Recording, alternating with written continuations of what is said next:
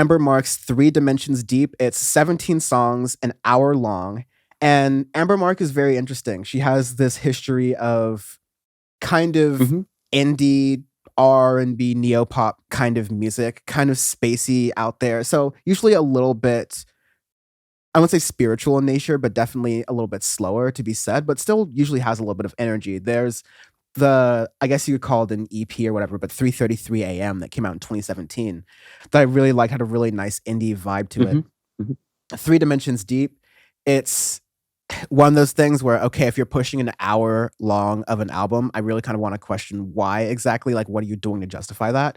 And you get some really great songs here and there, Some but I feel like you fantastic get a songs. lot of filler as well. Um, I would say the first about 10 tracks of this album are fantastic. I really, really liked it from 1 to 10. I absolutely loved it. After that, that's when it started to get a little long for me. And at that point, it was like, okay, again, what is there are a lot of different sounds in here that I do like, and it's actually for a long project and for having so many different sounds. Actually, it's quite cohesive, which is good.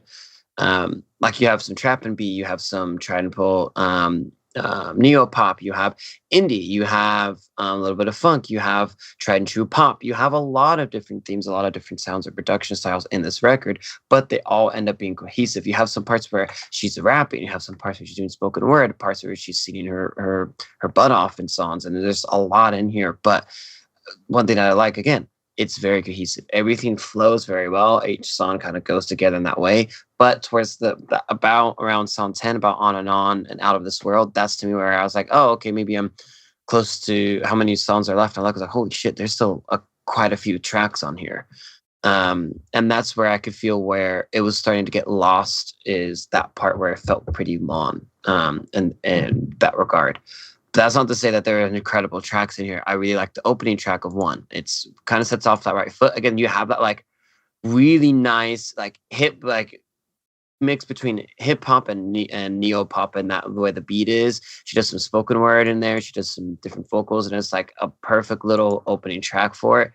Um, what it is going into it, you get more of that like slower, almost like indie-ish style, with where you combined indie sound with a pop sound. I really, really, really like it.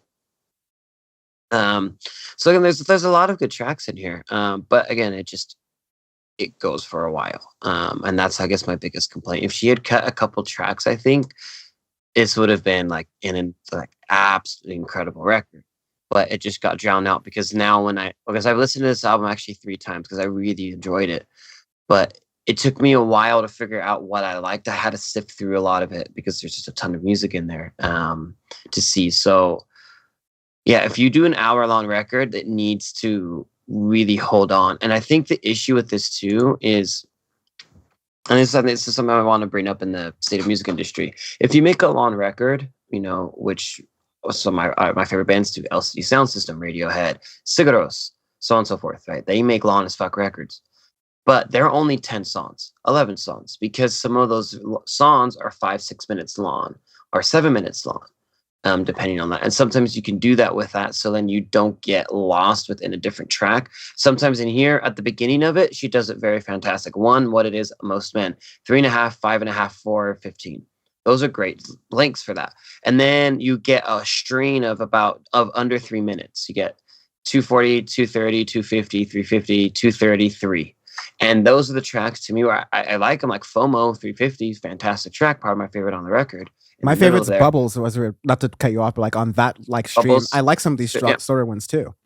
exactly. I love the shorter ones, but the issue is you had so many short songs, you had so much things that towards the bottom of it, you get those 3.5, 3.5, 4:18, 3.5, 2, and then 3, and then 4 to end it. With that, it's just there's so much there that I get lost on certain tracks where I have to go back and figure it out.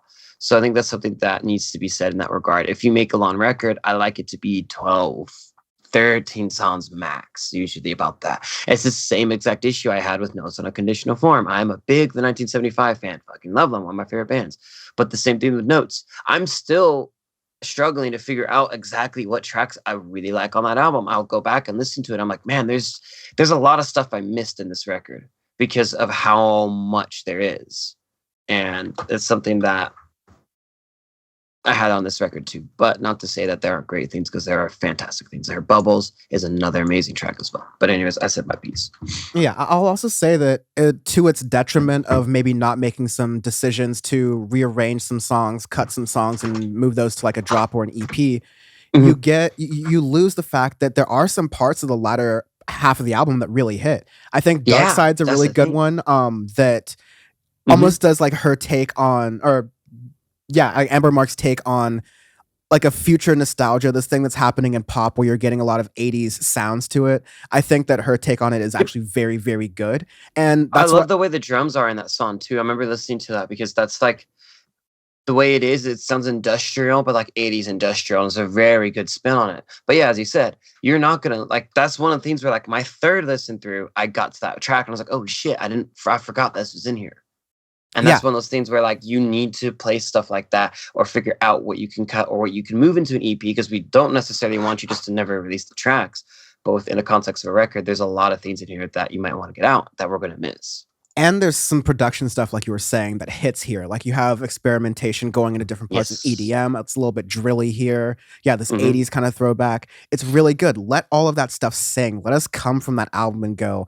She did that. She did every single one of those different alterations on the sound and executed them well. I would love to see that here. I think there was just a lot that distracted from the point. Not to say that Yep. that wasn't executed well, because I think it was executed pretty decently, but there's too much distraction from the point for me to really say like, wow, this is really good. But that's not to say that it's definitely not going to come out of her. She keeps hitting at this with future records and really refining and Hmm. condensing what her sound ends up being.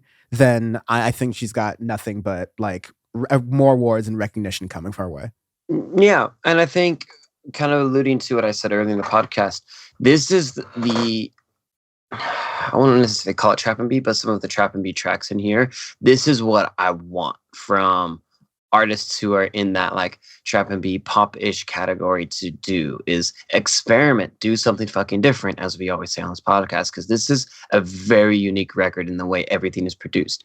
Because you get some of those poppy tracks that we've heard a ton, but they're shorter and it's not the entire record. So they like you actually get to enjoy it because you're not going to hear that track 55 times done. You might hear it twice in this record and they really hit different because they might be spaced in between two completely different sounding tracks. And within that, there's so much more experimentation. There's a lot of different things done that you don't get to hear all the time.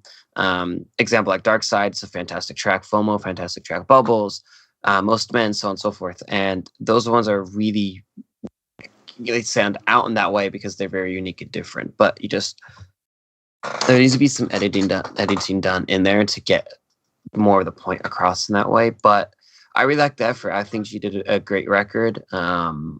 That being said, and I want more and more artists to experiment with all the different tools that they have at their disposal. And this is how like you should do it. Just edit a little bit more.